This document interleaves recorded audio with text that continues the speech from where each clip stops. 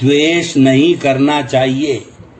प्रसिद्ध मेट्रो शहर कलकत्ता में एक पॉश कॉलोनी है, उसमें बहुमंजिली इमारतें बनी हुई है।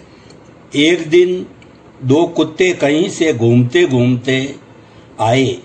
उन्होंने देखा इमारतों के बीच में गहरी छाया है और शीतल हवा चल रही है।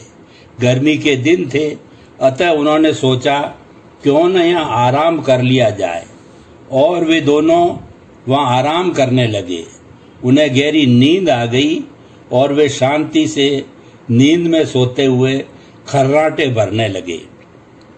उसी समय वहाँ एक घटना हुई, और वो घटना यह हुई कि जिस इमारत के नीचे वे सो रहे थे, उसकी ऊपरी मंजिल से किसी ने एक रोटी फेंक दी, और जैसे ही वो रोटी नीचे गिरी और पट की आवाज हुई, तो आवाज सुनते ही दोनों ने अपनी अपनी आंखें खोल दी। आंखों ही आंखों से दोनों कहने लगे, मेरी मेरी। दोनों खड़े हो गए और एक साथ झपट पड़े। अब रोटी तो एक ही थी, इतनी बुद्धि उन बेचारों में थी नहीं कि आधी आधी कर लें और शांति से खा लें। फलस्वरूप वे दोनों भिड़ गए और खूब लहू लुहान हो गए। अंत में वह रोटी किसी एक के हाथ आई और उसने उसे खा लिया। इसके बाद वे दोनों वहीं आकर उसी प्रकार शांतिपूर्वक ऐसे सो गए जैसे कुछ हुआ ही नहीं। यह दृष्टांत वर्तमान संदर्भ में बहुत बड़ी शिक्षा प्रदान करता है। आज ऐसी भयानक एवं विचित्र स्थिति उत्पन्न हो गई है कि लोग बात बात पर गुस्सा करके दिखाई देते हैं।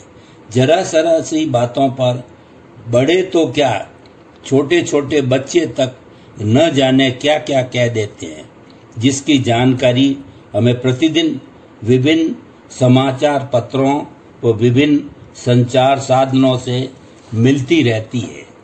पढ़कर, सुनकर और देखकर बड़ा ही आश्चर्य होता है कि आखिर हो क्या गया है। इस संसार में जो इतनी भयंकर स्थिति आ गई है, और अगर हम इसके मूल में जाकर देखें तो मालूम होगा कि इस प्रतिस्पर्धा के युग में सभी एक दूसरे से द्वेष करते हुए दिखाई देते हैं, और इसी द्वेष का प्रतिफल है गुस्सा, क्रोध, जिसके दर्शन हम किसी में सुलभ है। यहाँ कोई यह कह सकता है कि आखिर गुस्सा भी करना पड़ता है। हमारे यहाँ दंड व्यवस्था का भी विधान किया गया है, उसमें गुस्सा भी करना ही पड़ता है। हाँ, यह बात ठीक है, लेकिन यह भी हमारे यहाँ विधान किया गया है कि गुस्सा ऐसा होना चाहिए कि आया और गया। इसके लिए एक दृष्टांत भी दिया जाता है। अतिथि कौन सा अच्छा लगता है कि जो आया और गया। अगर अतिथि ज्यादा दिन टिक जाए तो फिर वो अतिथि नहीं रहता। इस संदर्भ में कहा गया है, वही गुस्सा ठीक होता है जो थोड़ी देर के लिए आया और फिर चला गया। लेकिन जब यही गुस्सा बड़ा हो जाए तो द्वेष का रूप धारण कर लेता है, जो कि बड़ी ही खतरनाक स्थिति उत्पन्न कर देता है। अतः हमें कभी भी द्वेष नहीं करना चाहिए।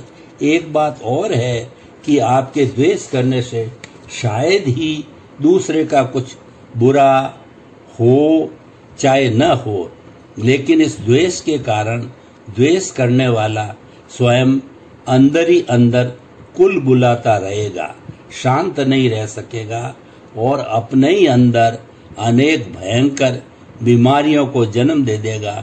अतः हमें कभी भी किसी से द्वेष नहीं करना चाहिए।